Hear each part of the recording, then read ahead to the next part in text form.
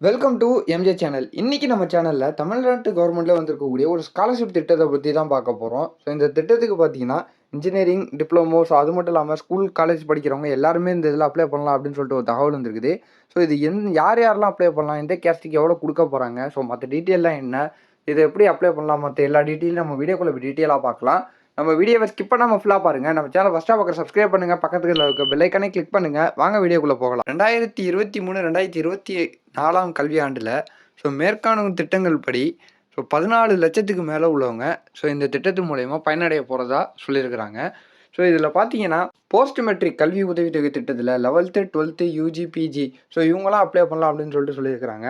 இவங்களோட குடும்ப ஆண்டு வருமானம் பார்த்தீங்கன்னா, 2,50,000க்குள்ள இருக்கணும் அப்படின்னு சொல்லிட்டு ஒரு தகவல் வந்திருக்குது. ப்ரீ மெட்ரிக் கல்வி உதவித்தொகை திட்டத்துக்கு பார்த்தீங்கன்னா, 9த், 10த் ஸ்டூடெண்ட் அப்ளை பண்ணலாம் அப்படின்னு சொல்லிட்டு சொல்லியிருக்கிறாங்க. இவங்களும் பார்த்தீங்கன்னா, ஆண்டு வருமானம் 2,50,000க்குள்ள இருக்கணும் அப்படின்னு சொல்லிட்டு ஒரு தகவல் வந்திருக்குது. தூய்மை பணியாளர்களுக்கு பார்த்தீங்கன்னா, ஃபர்ஸ்ட் ஸ்டாண்டர்ட்லேருந்து 10த் வரையும் அப்ளை பண்ணலாம்னு சொல்லியிருக்கிறாங்க. இவங்களுக்கான ஆண்டு வருமானத்த அவங்க மென்ஷன் பண்ணல. வருமானம் வரம்பில்லைன்னு போட்டிருக்காங்க. உயர்கல்வி சிறப்பு உதவித்தொகை திட்டம் UG, PG, PhD student apply பண்ணலாம்னு சொல்லியிருக்கிறாங்க. இவங்களுக்கு 2,50,000 சொல்லியிருக்கிறாங்க. பெண் கல்வி ஊக்குவிப்பு திட்டத்துக்கு 3லேருந்து 8த் வரையும் சொல்லியிருக்கிறாங்க. இவங்களுக்கு வருமானம் வரம்பில்லை அப்படின்னு சொல்லிட்டு ஒரு தகவல் வந்திருக்குது. அது மட்டும் இல்லாம பார்த்தீங்கன்னா, இது அப்ளை பண்ணுறதுக்கான சில இன்ஸ்ட்ரக்ஷனும் கீழ குடுத்துருக்காங்க.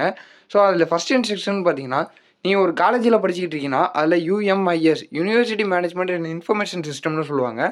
அது மூலியமா உங்க காலேஜ் மூலியமா இந்த போர்ட்டல்ல நீங்க அப்ளை பண்ணியிருக்கணும்னு சொல்லியிருக்கிறாங்க. அப்படி இல்ல நீங்க ஸ்கூல் படிச்சுக்கிட்டு இருக்கீங்கன்னா, EMIS educational management information system மூலியமா நீங்க அப்ளை பண்ணியிருக்கணும்.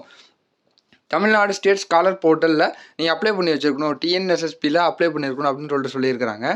நீங்க அதில பதவியிறக்கம் செஞ்சு அதில நீங்க அப்ளை பண்ணி வச்சிருந்தா தான் உங்களுக்கு சரியான முறையில குடுக்கப்படும் அப்படின்னு சொல்லியிருக்கிறாங்க.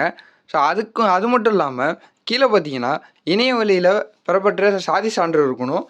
இணைய வழியில பெறப்பட்ட வருமான சான்றிதழ் இருக்கணும். அதுக்கு தலைவன், தலைவி யாராவது ஒருத்தவங்க பேர்ல இருக்கணும் அப்படின்னு சொல்லியிருக்கிறாங்க.